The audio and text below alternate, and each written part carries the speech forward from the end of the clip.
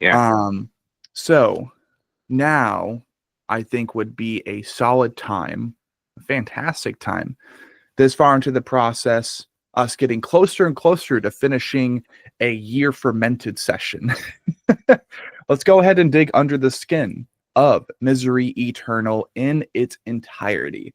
So we first enter an imaginary scenario. We've done this plenty of times before now, dotting across various mediums.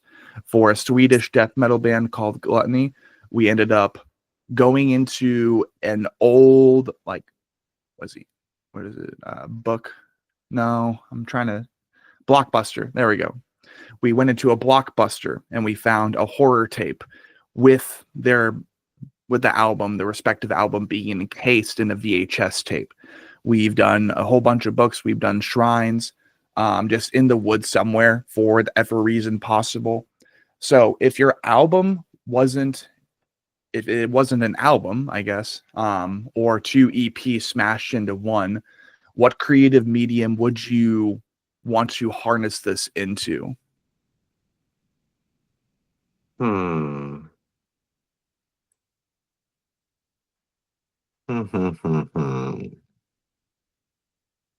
Yeah, VHS tape would be really cool. VHS tape. Okay. Yeah, cool. So that or maybe like a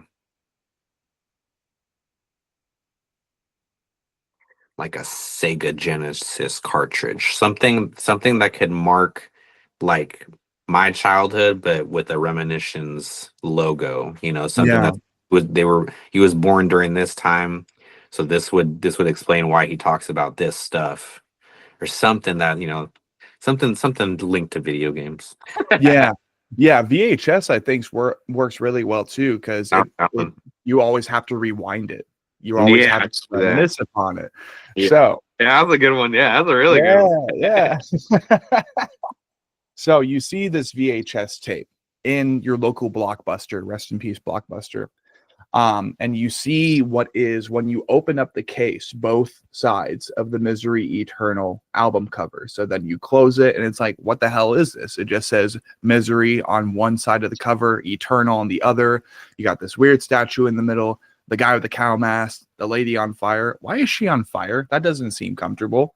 And then you open it up. And maybe because I know VHS tapes, especially the plastic ones where you just kind of clicked it closed, they didn't really have anything on the inside. Yeah, blank. Yeah, it was usually blank. Or it was so like a maybe little coupon of some sort. A little coupon. So maybe then you see, because it's not on the outside, it's not on the back.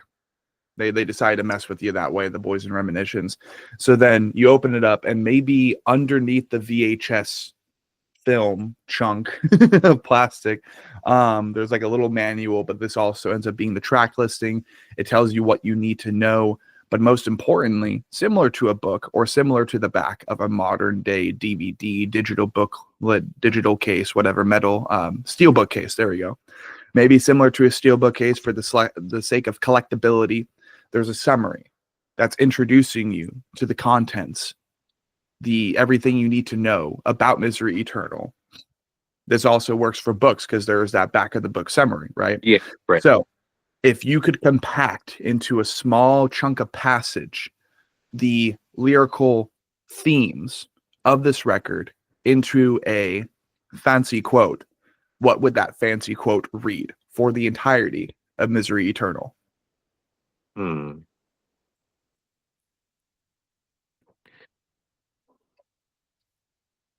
I think it would start out with something like maybe like chronicles of someone who's lost everything. Something to kind of like set the tone of like why Misery Eternal is even like the song title. Something like chronicles of somebody who lost everything. Take a step-by-step look.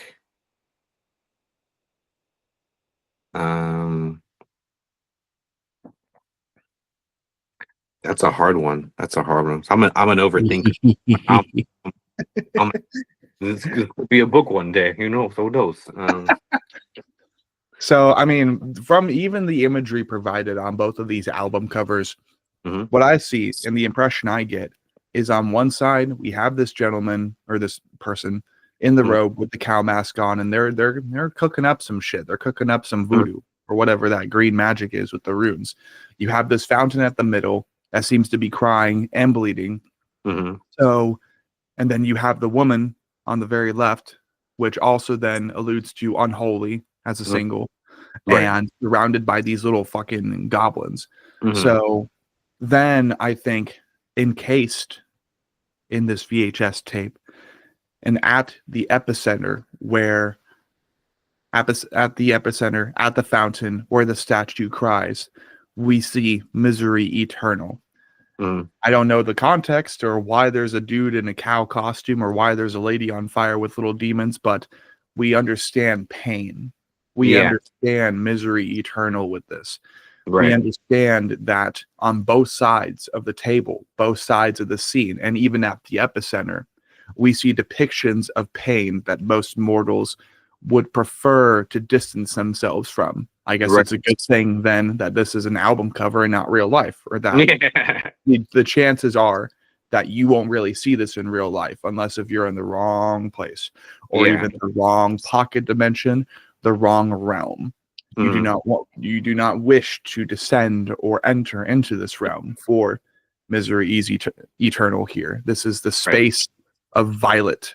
This is the space of brightened night where you can never rest. Something like that. Yeah. So, I choose what you say. Yeah, there we go. I choose you. Yeah. So then definitely the feeling. Yeah, hell yeah.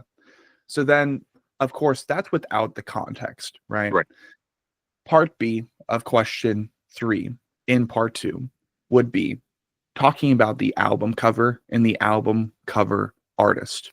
And for me, from a sense of marketing, from a sense of eventually grabbing something physical, I remember my first pre-order ever was Wage War's Deadweight. I got that Candle t-shirt. I got the CD, and that was without having a job. That was without anything. And I remember, I think even vacuuming up dog dung in the backyard, just like, yeah, I can't wait to get this CD, this shirt for Wage War. And I thought the Candle t-shirt, if you remember that, I'm not sure if you're a fan of, okay. I didn't understand the new age of minimalistic merch that was coming out where, you know, they had the candle right here, but then the upside down candle skull on the back. I thought the candle skull was on the front. I'm like, man, I cannot wait to get this. Comes in the mail. I'm like, what the hell is this? But disappointment. Yeah, right. Only a little bit. But pre-ordering merch, you know, that's one of the biggest things. And the album cover usually contributes to people's likability or gravity, their orbit around the physical merch items. So how did this album cover, this collective 2 EP album cover, get cooked up? What were some of the beginning conversations? Who's the artist? Take it away. So let me get his name right, because it's spelled funny on here. So it's on Instagram, his name's Haryana_art. Okay. And he's just it says right here he's been an illustrator since 2019. And he's actually been like my go-to guy for a lot of like the hot topic type designs that I do, with like the angry princess from 13 Ghosts. I've done like a Tanjiro one with him from Demon Slayer. I've done both my Terrifier ones, my Scream one, but I've been going to him for the last couple of years, and he blows me away like every single time.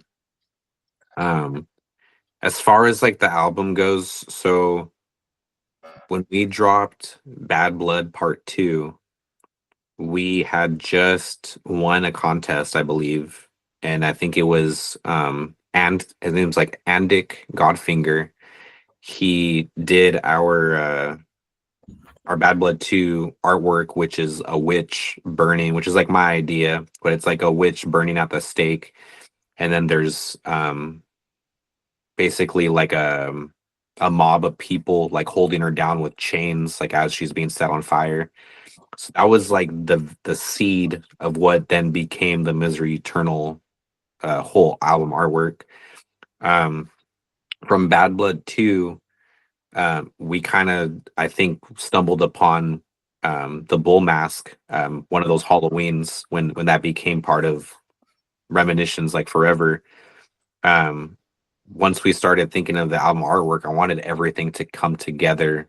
Um, things that we had been kind of like things that we had been going through as Reminiscence. I felt like it was fate, and I needed to like cement it into something. So the bull mask had meant so much to us in such a small amount of time that I had to make sure that that was part of the artwork.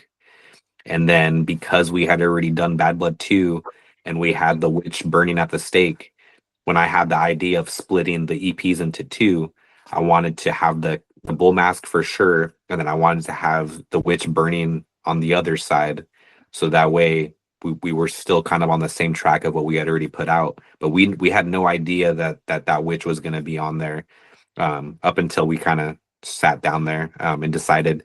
And I wanted something right in the middle, specifically to tease one side. I wanted the edge to be cut so you would know there what is on that other side. Like, why is it cut? Why did they show the whole statue?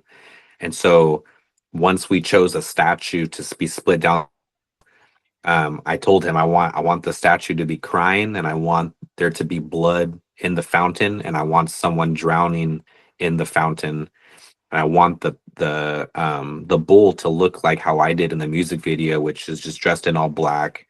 I want the witch to be burning, and I want there to be like little monsters dancing around it, like they're chanting some sort of casting some spell of some sort, you know. And so I came to Hryanya, and I was like, hey, like I have this idea, and he's never done this at all whatsoever. This is his first time ever doing artwork for a band. And not only that, but I wanted him to do two. And so I've had it in my phone for probably like a year and a half. I've just had it sitting in there because I had that idea a long time ago, and he knocked it out, I think, in like 2 weeks. But that was basically kind of a peek into like the artwork. Right, right. So of course you ended up having these conversations. You wanted the album cover for the collective Misery Eternal cycle to make reference to many points in the real life history of Reminiscence. And this would indeed be concreted imagery, even if it's strange, even if it's like, this is weird. Just like, well, why the hell is you wearing a cow mask? Well, it's like, because we wore it live once. I wore it live once during Halloween. It was fucking sick. It was hot and stuffy in that thing, but I was once the cow shaman or whatever. Yeah, exactly. And I love that. It's great.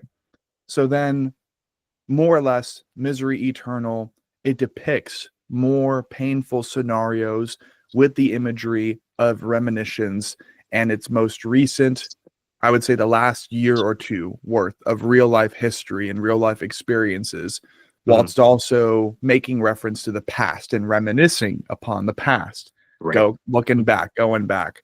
So then after that, we go ahead and dig under the skin. We do track by track lyrical analysis for the entirety of Misery Eternal. So starting with track 1 off of part 1 of Misery Eternal with the cow mask, let's begin by having you maybe take away the most important lines from these songs after you discuss their lyrical context and the meaning behind them. Like, what is this song talking about? What is part 1, 2, all the way up to 7 or 8 of Misery Eternal, right? Or part 9, I think, right? What are these songs talking about, right? What is the first collective, technically full-length album by reminiscing about? So I'll go ahead and pull up the track listing, in which, congratulations, you guys are at currently 31.1 thousand monthly listeners. Good shit. Yes, thank you. We start with Chamber of Flesh. The blood moon casts a shadow through the ditch.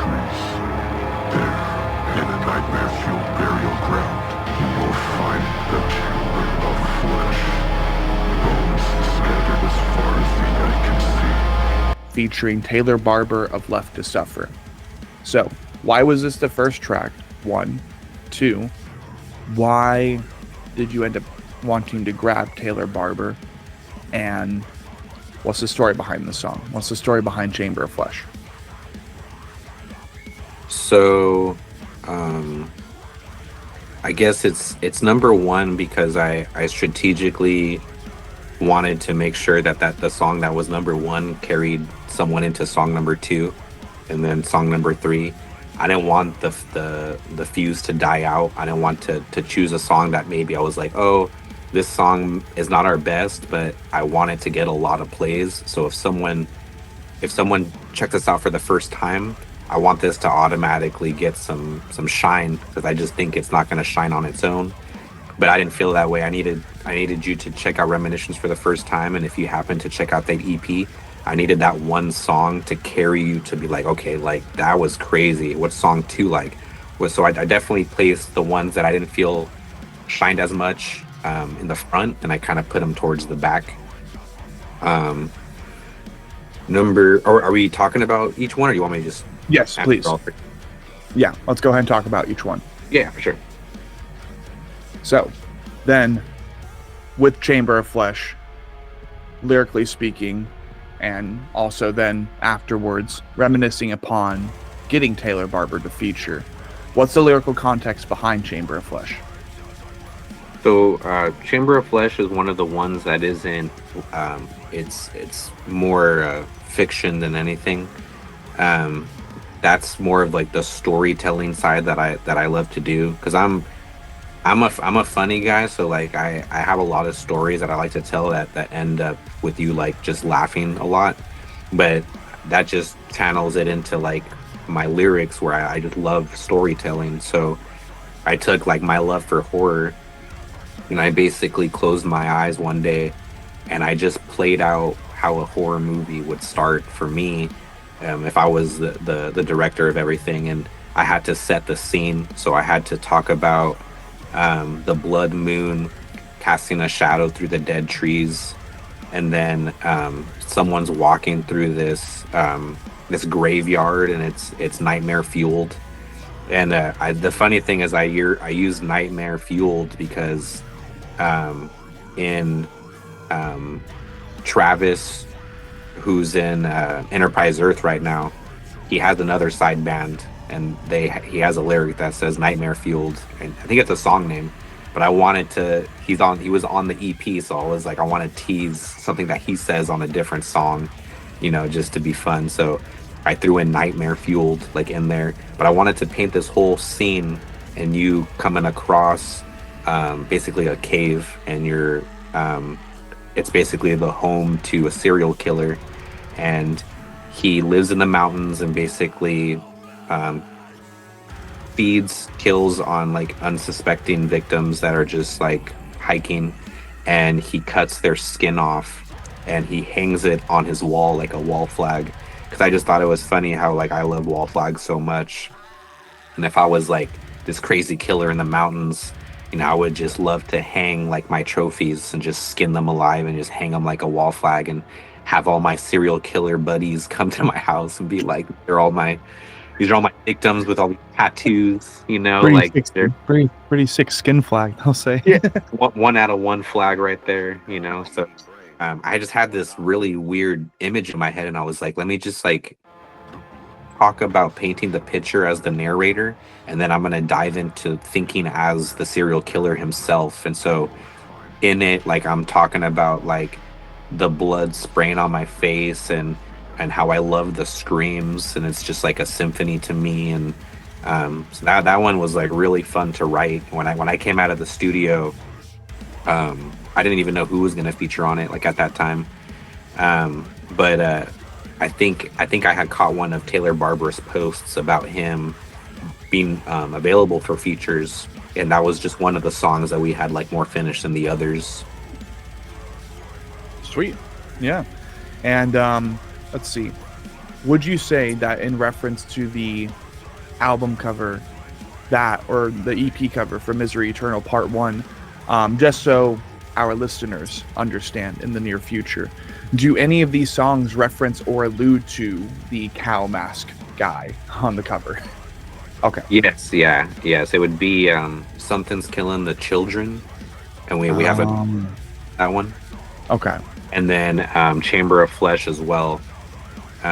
Chamber of Flesh is like the beginning of the Bull Mask like story, and then Something's Killing the Children is the prequel. So it's how I became part of the bull. How I became the Bull Mask.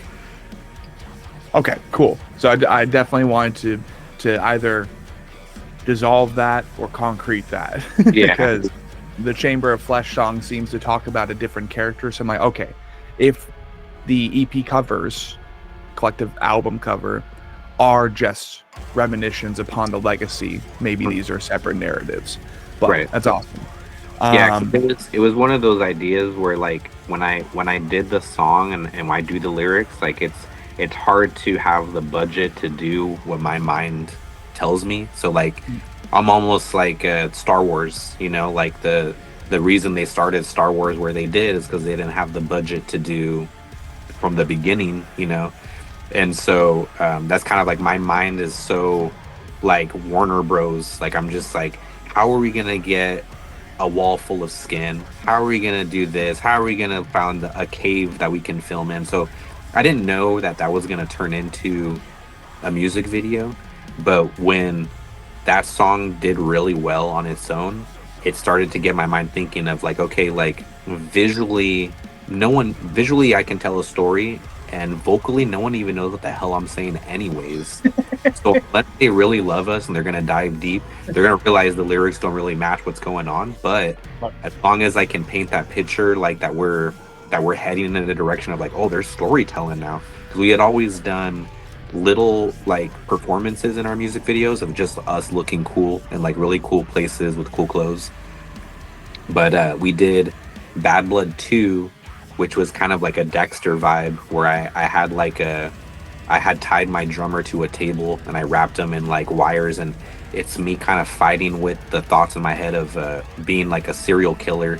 And that was the first time I'm like, okay, like we don't look like cheesy. Like I don't want to force a music video of like us trying to like look cool and we just look dumb. Like I want to make sure it's just hard, you know. And after we did that, I was like, okay, like I think we can actually like we don't have to pay actors, you know, to be in our music videos. I think we can do it on our own for a couple music videos and save some money that way. And so we started to just kind of like low budget do stuff, and the Chamber of Flesh and Something's Killing the Children, those are all filmed at the same spot.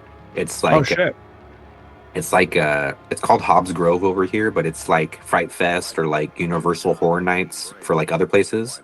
So all year long, there's a whole place that has very creepy like scenery. There's broken down cars. There's like an evil looking carnival tent over there. There's trees and woods and a scrap yard. And I'm sitting there and I'm like, dude, you could do like 50 music videos over here. Like, there's so many angles that look completely different than others. It looks like we're going to different states, but we're like literally in the same spot. And so just so I could really like for the brand drill into people's heads about the bull mask, I was like, we have to make a video with this bull mask.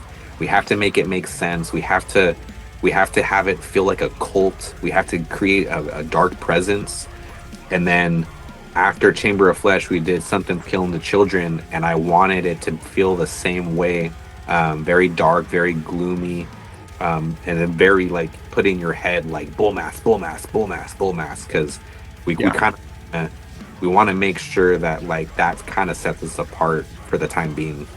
Yeah, for sure. So that's definitely a big contributor to your identity and your DNA as a band. And I remember earlier you briefly mentioned that the bull mask itself, you kind of like scooped up during some one fateful Halloween, right? So what's the lore behind the bull mask? So we played Halloween. I think it was actually our show. Like we were the headliners. Yeah, we were the headliners because we did the encore. And right before we played the encore, one of my friends, Richard, he hands me the bull mask that he was wearing, and I put it on, and I performed, believe, the whole song, Glass Mouth, with it on my head. And we had already paid one of our friends, Yuli, a really good photographer. He was already taking pictures of us, and so he caught this moment in like 4K. Like, he caught this moment in like such good quality. And after that, like, I gave Richard back his bull mask, and I was like, "Thank you, dude. That was cool." And once we got the footage and we posted it on Instagram, it just blew up. It blew up like crazy, a crazy amount. And there came a time where I just kind of was just like, I need this bull mask again. Like, I just kind of want to own it now. Like, I didn't even think that we were going to perform it again. I just wanted to, like, that video blew up so much, and we got so many new followers and stuff like that, that I just wanted to have that as a trophy. And so Richard, I got a hold of him, and I was like, "Hey, like, how much for the bull mask, you know?" And he's like, "It's yours, bro. Like, you know, you deserve it. Like, just come pick it up, you know." And so I drove like 3 hours. I went to go pick it up. Jesus. Yeah. 3 hours for the bull mask, bro. That's commitment. Yeah. And he fed me some good pasta. You know, he's just like just super stoked for Reminiscen's future. And I sat there and I literally told him, and we hadn't even filmed for another like a year or two, I think. But I sat there that day and I told him, I was like, this bull mask is gonna be like part of the album artwork. This bull mask is gonna be part of like the songs. And I told him, I was like, I want to do a music video where I'm like wearing a robe and there's a cult. Like, I painted the whole picture of what became what came to be long time ago to him, just when I went to go pick it up. And it's crazy, like, now that we're talking about it, like everything's happening just like I told him. And I then started to get asked a lot at shows to like wear it, and also to like take pictures of people with it. And I was like, man, this is definitely something, you know. And now I have version 2.0. I had someone from Australia make an actual mask maker make me one by hand, and it has like real bull horns, but it has buckles on the back of my head, so it's way more cemented to my face, and I can perform more with it without it feeling so wobbly. Yeah. And I've only used it 4 or 5 times, so I'm still getting used to it, but I still have like my bull mask. I'm gonna grab it real quick. Oh shit, we get to see 2.0? Oh, this is the old one. Oh, I okay. I think 2.0 is in my car. Okay. But yeah, this is Okay. it's like a burlap material. Yeah. You can legit get it from like Spirit Halloween, but he added this, and then he added, I think there's like, yeah, all this red on the face, kind of. Yeah. Well, it's on this side, but he added all that red himself, so it just kind of, people are kind of tripped out a little bit. I mean, this is after like the whole Slaughter to Prevail, Slipknot, like masks have already like been there and have been done.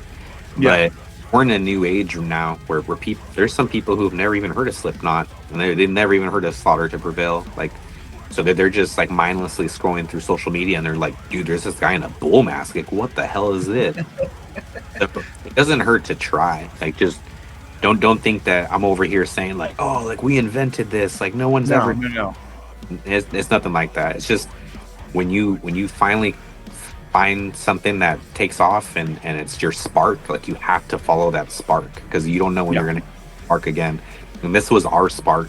As soon as I figured out that we had something, I was like, we need to throw down. We need to do everything. We need to do flags. We need to do freaking like every, you know, like, so it's definitely something you have to decide if you're gonna like lean into it hard, or if you just need to move on and find something else like more concrete. But we're cooking right now. Like, we don't know what we got, but we're on the track to something.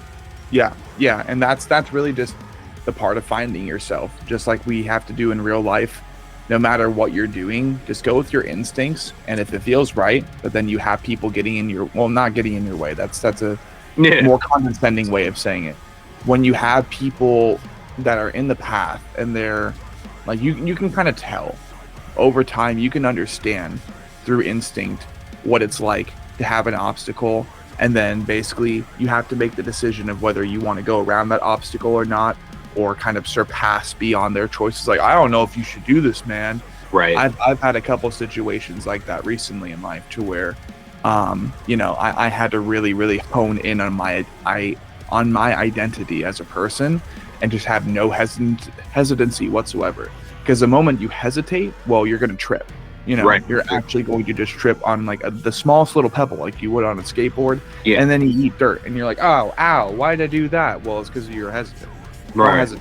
Go with your instincts. And I quote, no matter the hundreds of choices that you make for yourself, to change your future, there will be at least 100 people to spit in your face for doing so, no matter how productive that choice is. So go with your instincts, people.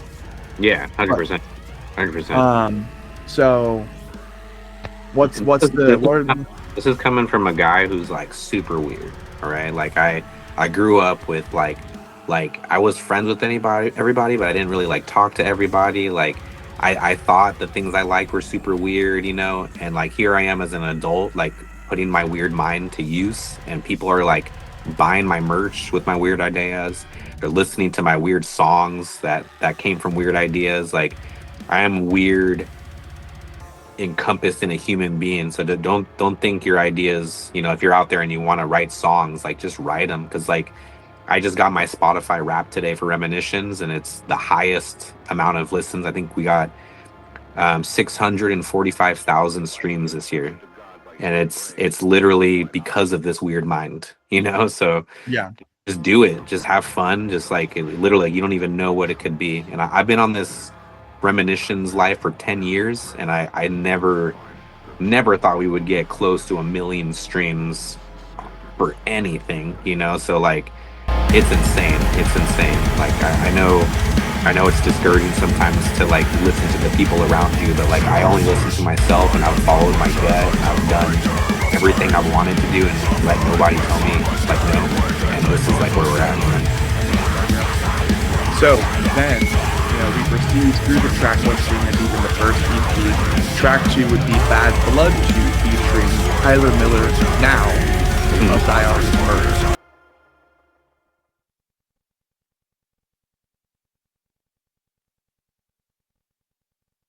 No matter where you go, no matter what you do, I'm gonna hunt you down.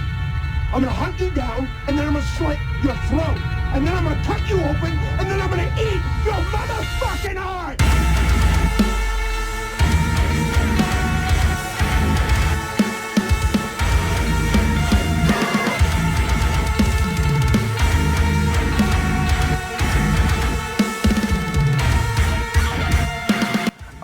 So what's the story behind this one? How did it become the sequel track of Bad Blood 2 compared to the original Bad Blood? What's the lore behind this one? So the main hook to Bad Blood was the I Wanna Watch You Burn that I start with, like in the beginning of the song.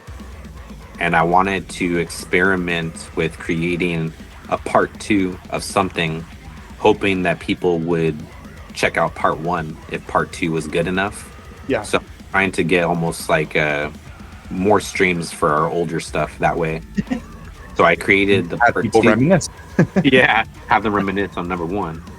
So part 2 is the same idea. The song is just like a Dexter kind of song where you're a serial killer, where your lust to kill is used to be just at nighttime, but now it's spilling into your day life, and you try to keep composure, kind of also like American Psycho as well.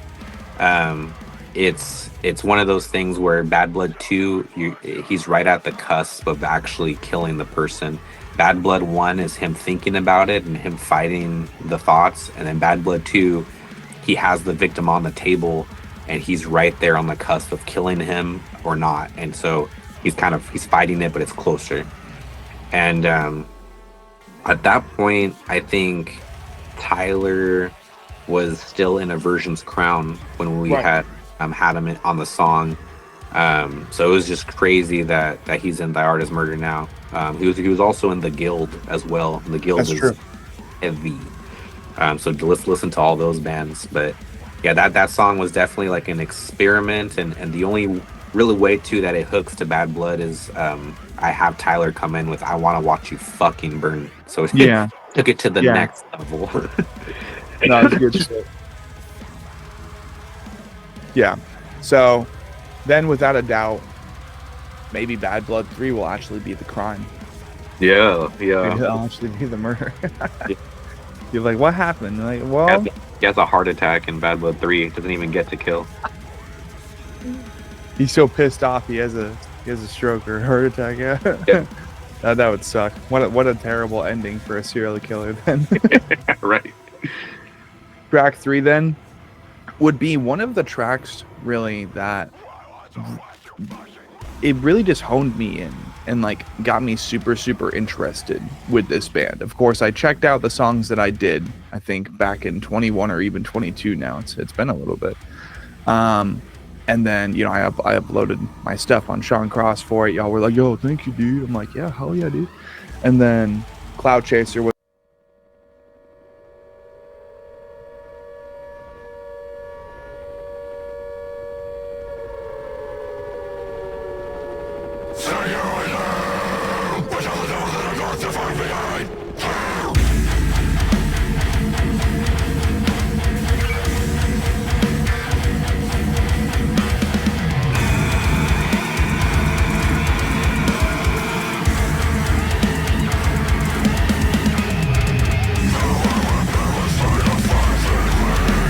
the next one.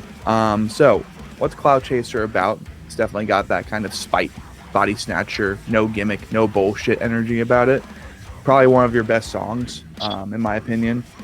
So what's the lyrical context behind this, and maybe how does this connect with the EP art, if it does? So I really wanted to write a song that it's not necessarily like it's something that can happen to like everybody, but it's basically when you are climbing to the top, maybe you're starting to get this level of success where you're heading in the right direction, and you start having people pop up in your life that never were there in the first place, and you've always been just kind of like a really cool person, but you could hear that there's shit being talked about you, and you're kind of like in this point where like why are you up in my face like praising me now, and like wanting to hop on this bandwagon where back then like you had nothing but shit to talk when we first started out, you know? And so I wanted to really come at everyone with like, I can see you through your painted face, basically. It's just one of those things where like I don't like when people are fake, you know, like if they can talk shit, just say it to my face, and like maybe it's even like a misunderstanding, but like I'm always someone that is down to like talk it out. But for this song, I'm done talking it out. Like we're past that. And so this is my song basically to like everyone out there like thinking that I don't see who they really are. Right, fair enough. And I mean, it definitely seems that there has been a recent uproar with Travis Warland joining Enterprise Earth. So for this song specifically, would you say it parallels in purpose and just happened to happen? You know, it was there, the opportunity was there. Would you say this parallels the circumstances of the other two vocal features so far on this EP? Or was there a specific reason that you ended up wanting to grab Travis Warland as a vocal feature for this song? So I have my Michael. He's a fan of Aether, and there's been times when Travis has come around with them, and so he's kind of like from the Sacramento like area. Yeah, so he's one of those people that we kind of just wanted as like part of our song that was just known around our area. And I'm a big fan of his vocals and his vocal delivery and his patterns, but it was in his other band.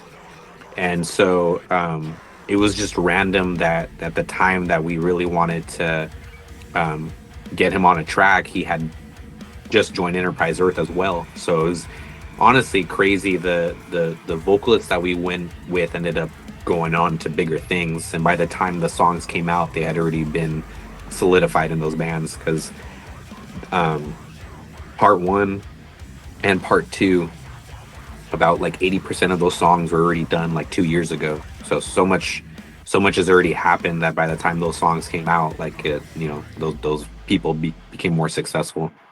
Fair enough. Yeah. Honestly, like his delivery and like his type of vocals, I felt fit that song. And we gave him the whole song raw too. And I was like, what part do you want? Like you pick your part and I'll work around you. And that's what he chose. And his lyrics were just hit home for sure. Definitely. Yeah. All right, y'all. Welcome back. It is currently the 18th of December, Wednesday. For me, it's 4:04 p.m. I do believe for Jay, it's going to be like 3:04 p.m. They seem to be an hour before us. It's been a little bit, and officially, just speaking for my commentary, this is probably going to be the strangest that I've sounded in a long time, because I'm at the tail end of fighting pharyngitis, which for any vocalist, it sounds funny as shit. But when you actually go through it, well, basically it's difficult to talk, eat, or drink because your throat's all swelled up. It's not strep. It's not a whole variety of other things, so it didn't require any medicine, thank goodness, except for ibuprofen for the inflammation. But shit sucks. And this is probably the most, to a certain degree, this is probably the most intense sickness that I've had in a long time, which it's better that it's not COVID again, I guess. But welcome back. Jay, how are you doing? Good, how are you? Well, good. Obviously, you just said. Not doing too groovy, but the thing is, I'm glad that we're finally here. And funny enough, I wasn't even the one who reached out today, because I was door dashing and shit. But earlier today, Jay was like, "Yo, we should get it wrapped up today." I'm like, you know what? You right. So here we are, and now we're going to continue right where we left off from the last session. We're doing Under the Skin. We're almost done with Misery Eternal Part 1, and we continue then, I do believe, with The Weight of Loss.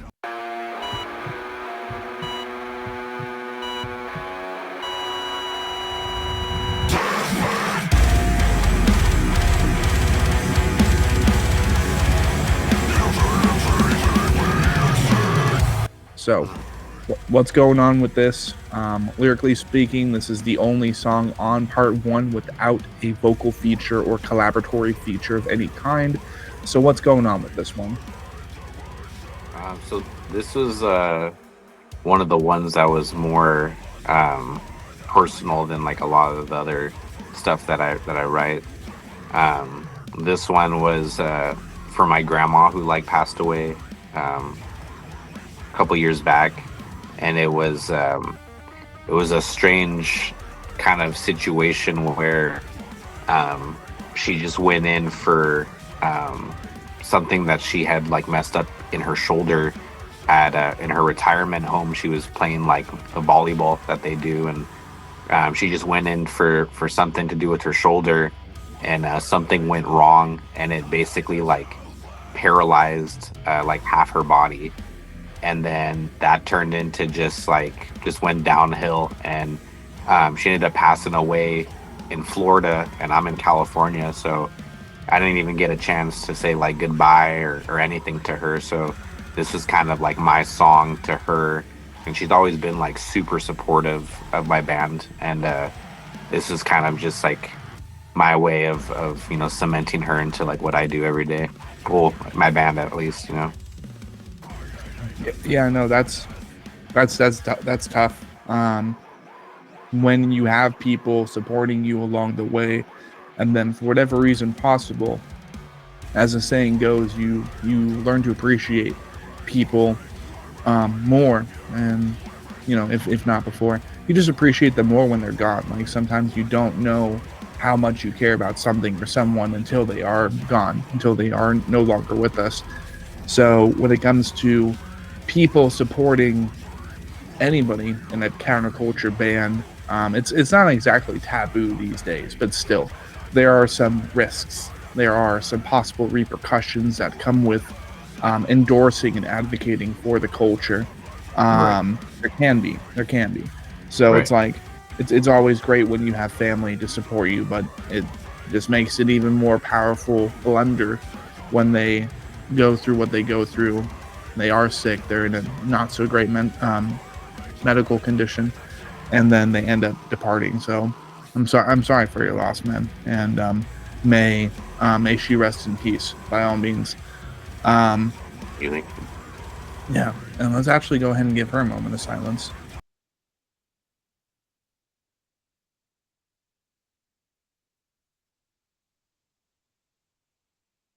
And really, I provide shout out and spotlight to quite literally everybody who has been supporting me in my journey, Jay and his journey, the boys and reminiscence. It really is when there isn't any guarantee of financial, when there isn't any guaranteed return, right? You're investing into a hobby and you're trying to make it work. It's really the people who are like, man, I can't wait to see you guys explode one day, become big one day. You guys better be rocking our local stage one day. That's really what keeps us going, and that's why it's important to always recognize what comes before financial gain and financial return as far as support. But moving on then, and going to the last track on Misery Eternal Part 1, we have The Red Door.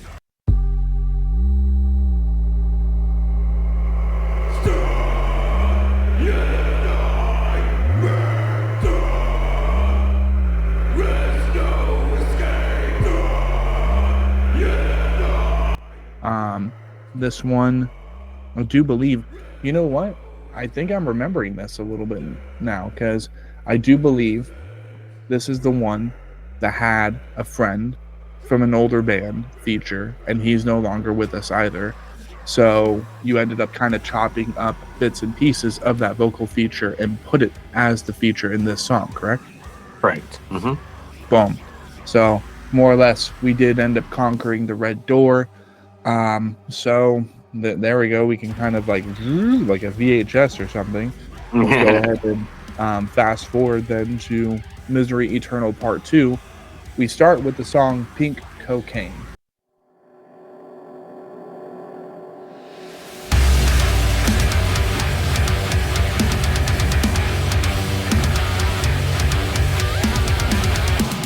Very, very strange song name, I will say.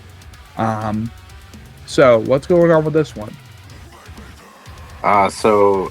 Pink Cocaine was a song name that I've had kind of in my pocket for like a long time. I just didn't know how I was gonna use it. But it was just something that I had heard on the news from probably like 2 or 3 years ago in a different country. Pink cocaine was being used, and it was only like rich people were able to like have it, and they reminded me kind of like the whole blue meth situation with Breaking Bad. And so at a certain point when the song Pink Cocaine was done, I hadn't had a name for it like yet. And the more that I thought about the song, the more that it kind of fit real well, because we had this idea to have a music video shot in an all pink room in Los Angeles. So it kind of like came to be. I was like, all right, like the song's gonna be called Pink Cocaine. It's gonna be shot in the pink room. Like it's all gonna come together like real nicely. And we had that idea kind of for like a year, and it started to kind of play out. And it worked out like real perfectly. And then all of a sudden, all these news headlinings were talking about pink cocaine like in the United States. And so it kind of just was a random coincidence for sure. Okay. Definitely a darker context, but like when it has a ring to it and it's by itself, just like, what is that? Like, and you're like, well, it's a song by Reminiscence. Boom. It makes you reminisce, makes you take a step, look back in time a little bit. Yeah. It's like, yeah, cocaine, exactly. boom. And it's kind of like It's a song about like a girl, like it's like I'm really good at writing like my breakup songs. You know, that's just like where you can bring a lot of like emotion to the stage and stuff like that. So it's kind of like a girl, so that's why it's like the pink, and then the cocaine is basically like an addiction. You know, it's an addiction that you can't kick, and so I kind of like smeared those together. I see. There you go. And that's the deeper, darker depths to the song. Then, is it ends up having a little bit of an emo kick to it. Exactly. But at the same time, I mean, I can't lie. I'm not gonna pretend that I'm not mostly doing an emo breakup EP for my band's first major effort. So, yeah, I would be kind of a hypocrite if I'm like, oh, you made a breakup song. It's like, well, sometimes breakups are really fucked. Yeah. Track 2 on Misery Eternal, Part 2 would be Blood Moon Lilith.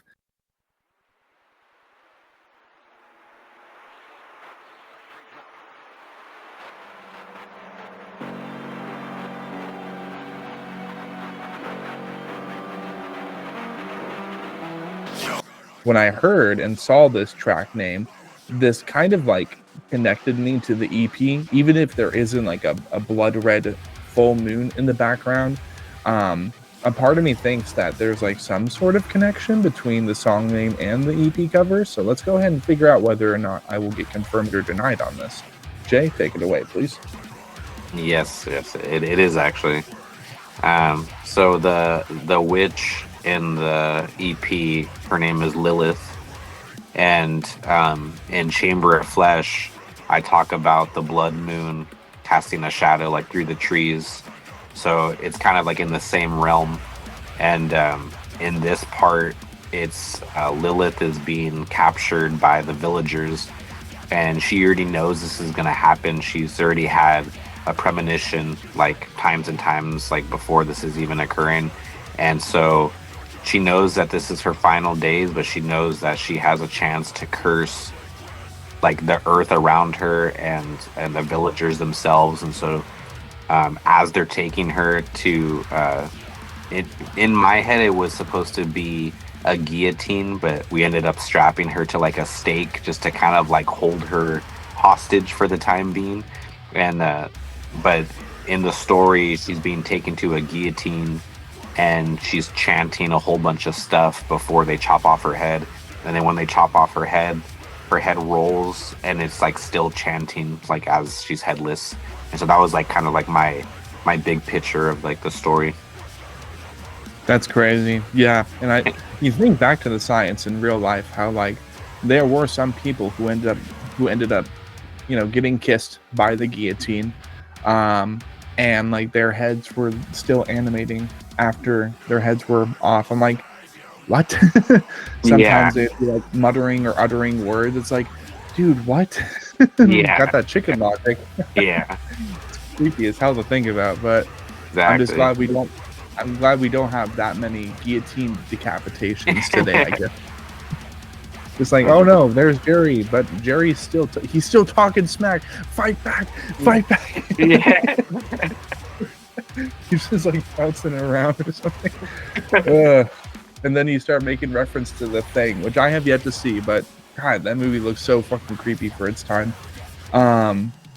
So then next track 3, would be Something's Killing the Children.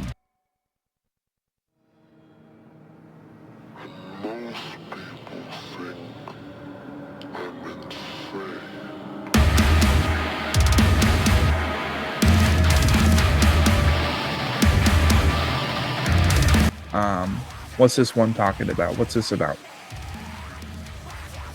So Something's Killing the Children is definitely linked to like Chamber of Flesh. It's like the prequel of Chamber of Flesh.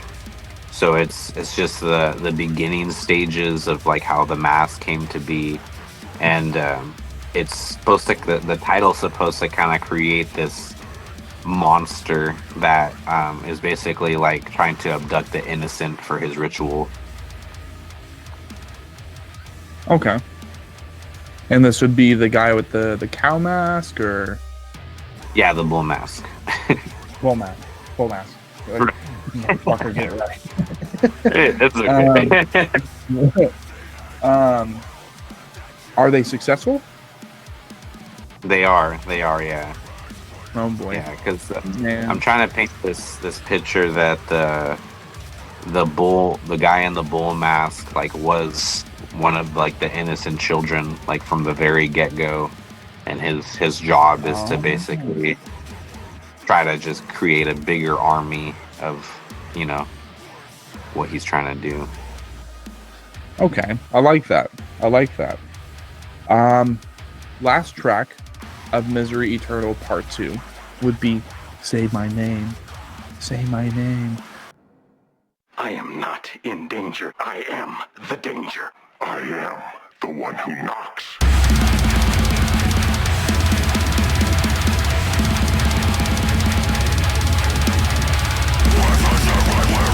What's this one talking about? It's a Destiny's Child cover. Okay. No. So say my name is it's kind of also like our song Manslaughter. It's just about taking someone apart like piece by piece that has just been just making your life a living hell, you know, and you finally fight back. So it's definitely like a call out kind of song. It's one of our most popular ones too right now, which is like really cool. I think mainly it's from the Breaking Bad intro. I see. Okay. Well, that's fun. And I mean, after all, listening to the entirety of both these EPs, then combining into the Misery Eternal Cycle album, lots of fun stuff, lots of fun content, very, very fun traders, spite, body snatcher friendly deathcore with little mixes of new stuff here and there as Reminiscence continues to experiment. After conducting a lobotomy for Misery Eternal, and after us concluding the first half of the podcast session, talking about bands that inspired all the members in Reminiscence, what for you, Jay, distinguishes Misery Eternal from other iconic records relevant to deathcore in your own personal opinion? Oh man.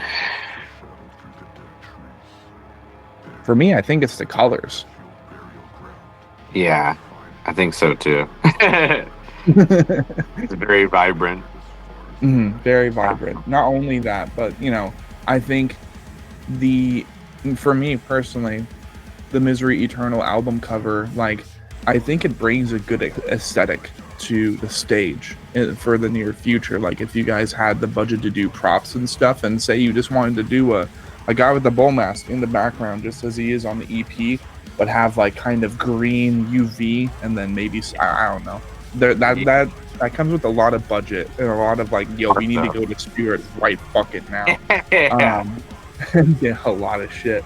But I don't know. It definitely, I think those two characters, those two props, they kind of open the gateways and they open doors to where Reminiscence can almost get to that eventually one day, that motionless and white level as far as like stage props and shit.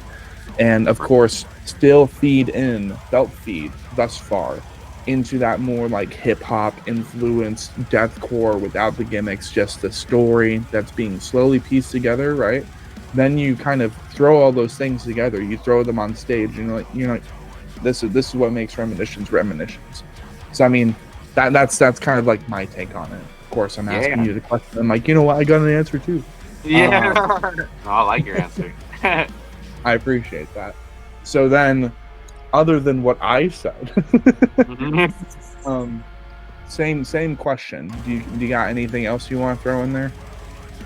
I just feel like we're not really like doing anything like different than what I've grown up to see, or the things that I like. But I really feel like we definitely squeezed out like as much of ourselves like into this album, and like I don't know if some people don't have time to do that, or they don't care enough to do that, but I just really think we put everything we got into these two EPs. And then for sure, like we really went hard on like the imagery for like the music videos, at least for Chamber of Flesh and Something's Killing the Children. So I don't know. I try to think as far as like, hopefully standing out, we're just putting that much more effort than like the average band to like really bring our songs to life in like a movie type of setting. Yeah, absolutely. And I think that's why easily, like, of course, so far in the session, I've said that I can easily see Reminiscence going on a national tour with bands like Traitors, Spite, Body Snatcher, maybe even Make Them Suffer. I can see you guys doing that. But then I think about all of the imagery, and I think about the horror movie influence, and I'm like, you know what? The Common Enemies tour, in an alternate reality, I'm really hoping it was Spite and Reminiscence instead, like co-headlining instead of Body Snatcher and Spite. I love Body Snatcher. I really, really do. But the thing is, I don't think that sense of horror compressed into less gimmicky, but still like you can hear creepiness in there. I think that would have worked a lot better between Reminiscence and Spite. So 100%. then, yeah, I'm just hoping to see more of like the lore build up, and therefore more of these pretty strange but original characters and props and, you know, visual aesthetics. I'm hoping to see that assemble more and more over time.